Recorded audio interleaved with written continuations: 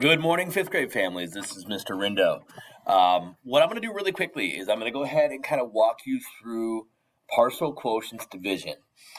It's a method that we use here at Greenwood that works very well for our students. It's more flexible than the standard algorithm that we learned when we were kids. Doesn't mean the standard algorithm is not a good method. If your kids know it, that's great. But right now, we're focused on getting our kids to be very consistent using partial quotients for division. So essentially what I want to do is I want to walk you through what it is, how it works, and then how we want our kids to think as we're working through these problems.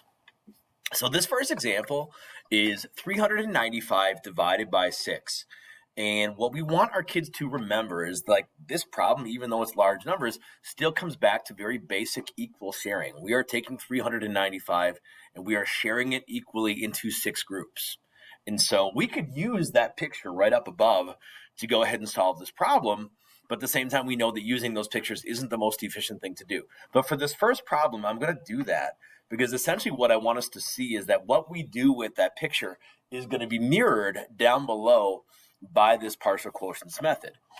So real quick, I think you guys can tell, like with that picture, the beginning dividend or total is 395 and the divisor 6 tells us that we are dividing it into 6 groups. So with the partial quotients method, we need to remember that this 6 represents the 6 groups. So what we're going to do now is we're going to go ahead and just start splitting this number up until there's nothing left. Now, what a lot of our kids like to do is they like to fall back on the number 10 because it's nice and simple. So a lot of our kids would go ahead and put the number 10 in each of these groups. Like, hey, I'll start by putting 10 into each of these 6 groups, which works. But the problem with that is if we do that, that means that so far we've only divided 60 because 6 times 10 is 60, and we'd only be subtracting 60, and we would still have 335 left to divide. So we still have a long ways to go. So we could do this 10 at a time, 10 at a time, 10 at a time, but we know that wouldn't be the most efficient thing to do. So I'm going to go ahead and rewind for a second because I think now we know that 10 is not the best idea. So one of the things we've taught our kids to think about is to try even larger numbers. If our dividend, our total is large, then let's try something large to start. So what we could try is we could say, hey, maybe 100. Let's try putting 100 into each of these groups because after all, we know what 100 times 6 is with the snap of a fingers. We know that 100 times 6 is 600. And shucks, that doesn't work. But that's okay. That doesn't mean that 100 was a bad idea because now we use that 100 to help us figure out what 50 would be. So now we're going to say, hey, if 100 times 6 is 600, that means that 50 times 6 is going to be half of that amount, and that would be 300. And we do have enough in our total to put 50 into each of these groups. So what I'm going to do is I'm going to go ahead and put 50 right there, right there. We're going to put 50 in each group. Okay. Now, down below on the bottom, what I'm going to do is I'm going to reflect that. So, hey, we had 395. We have 6 groups. I'm going to put the number 50 right there because that 50 right there represents the amount that we just put in each of those groups. And now that we've put 50 into each of these 6 groups, we're going to go ahead and subtract 300 from the dividend. And so with both of these problems, we can see that we still have 95 left to divide. So that was a highly efficient first step because almost the entire number has been divided on that first step. So with 95 left in 6 groups, now it does make sense to go ahead and pick 10 as our next number. So we're going to go ahead and put 10 into each of these 6 groups, which means down here, I'm going to go ahead and put the number 10 right there.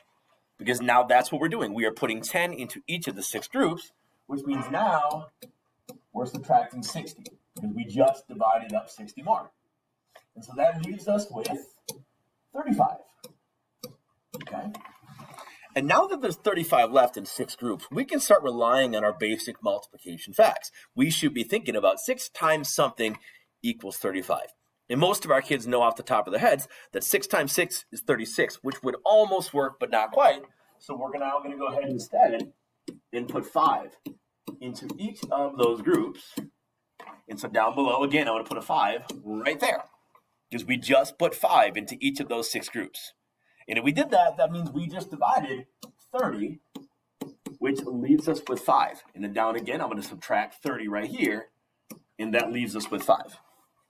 And at this point, that 5 is the remainder, because we do not have enough to put one more in each group. Now, we are working on taking remainders and dividing them and turning them into fractions, but for now, don't worry about that when your kids are working on their homework. So the final step, we're not quite done. The final step is to go ahead and answer what we were trying to find out. We were trying to find out what would each of those 6 groups get, and now up above, I can take a look at each of these groups and say, hey, each group got 50, and then they got 10, and then they got 5. Each group has 65, but there is a remainder of 5 at the end. And with the partial quotients method right here, again, all we have to do is add these 3 numbers, because those were the numbers that we were putting into each of those 6 groups as we made our way through the problem. So it's going to be 65, and then of course that 5 right there is a remainder of 5.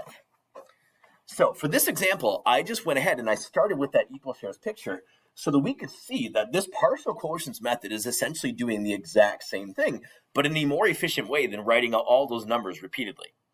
So what I want to do now really quickly is I'm going to go through 2 more examples without that equal shares picture so that you guys can kind of see how we model the thinking as 5th grade teachers. For this next problem, we have 924, and it is being divided up into 14 groups. Now, this one's harder because we don't have our 14s memorized. We don't practice 14 multiplication problems, right? So with this one, we have to be more strategic with our strategies.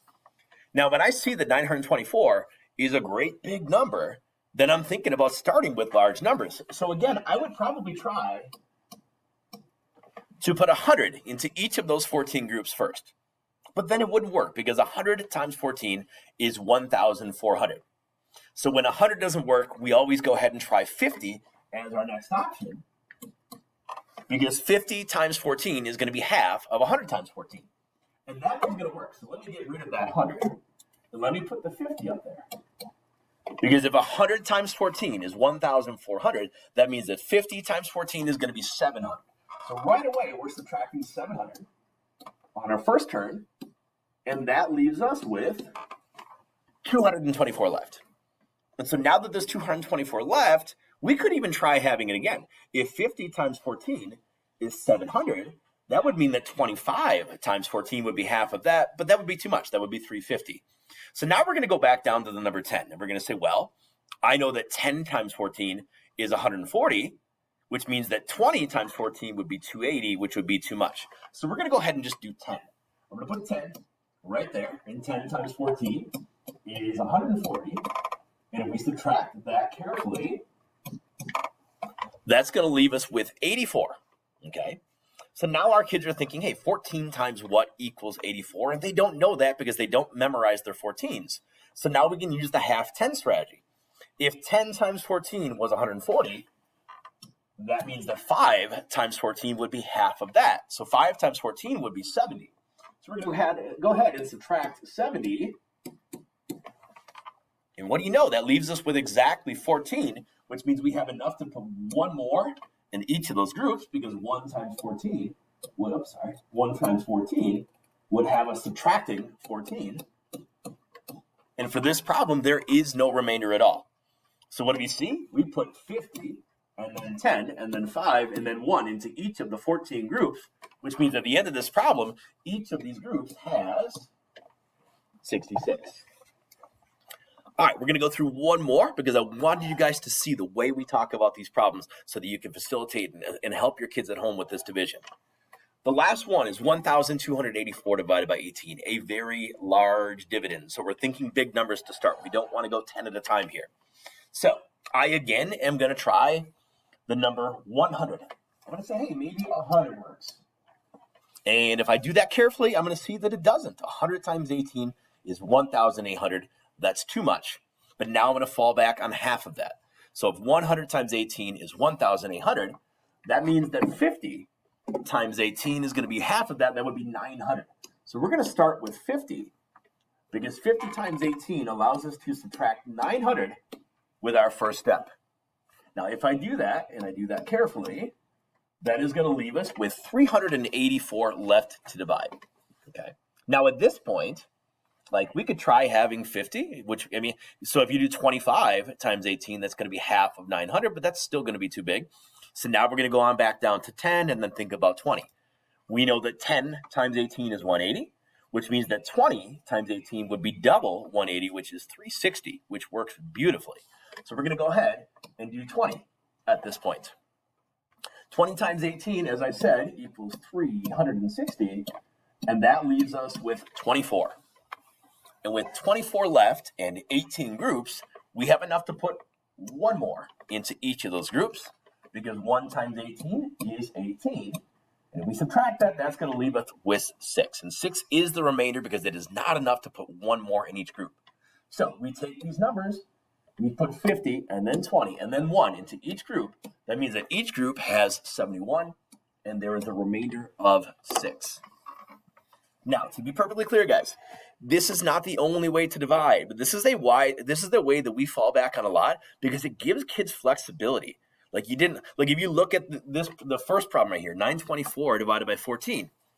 Obviously, the kids could have started with 60 if they put 50 in each group and then 10, but they didn't have to. And for 1,284 divided by 18, again, they could have put 70 in each group on the first step, but they didn't have to. So this method is allowing kids to use flexible thinking and flexible strategies to keep the math simple for themselves so that they don't have to do a lot of guessing and checking off on the side. So your students are going to be having homework this week and for the next couple of weeks that asks them to practice this partial quotients method. And I wanted to share this link with you so that you have the ability to help them the way that we're helping them here at school. If you have any questions, feel free to reach out, but I hope that you found this video helpful. Thanks.